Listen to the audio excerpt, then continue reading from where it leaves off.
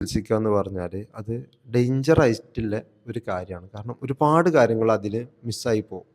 നിങ്ങളൊരു പ്രമേഹമുള്ള ആളാണെങ്കിൽ നിങ്ങളെ ഷുഗറിനല്ല നിങ്ങൾ ട്രീറ്റ് ചെയ്യേണ്ടത്. അതായത് നിങ്ങളെ ടാർഗറ്റ് എന്ന് പറഞ്ഞാൽ മരുന്ന് കുടിച്ചിട്ട് ഷുഗർ നോർമലാക്കുക എന്നുള്ളത് മാത്രമല്ല.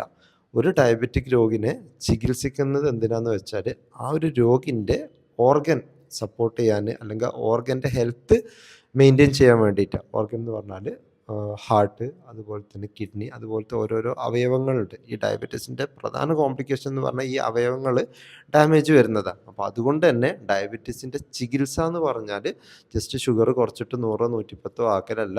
ഡയബറ്റീസ് ഉള്ള വ്യക്തിക്ക് ഈ ഹൃദയത്തിൻ്റെ ആരോഗ്യം സംരക്ഷിക്കാൻ എന്തൊക്കെ ആവശ്യമുണ്ട്, അതായത് ആ ഒരു രോഗിൻ്റെ BP എത്രയായിരിക്കണം, ആ ഒരു രോഗിൻ്റെ കൊളസ്ട്രോൾ എത്രയായിരിക്കണം, ആ രോഗിൻ്റെ വെയിറ്റ് എത്രയായിരിക്കണം, അല്ലെങ്കിൽ അതുപോലെ തന്നെ കിഡ്നിൻ്റെ ആരോഗ്യം പ്രിസർവ് ചെയ്യാൻ എന്തൊക്കെ ചെയ്യണം, അതായത് മൂത്രത്തിൽ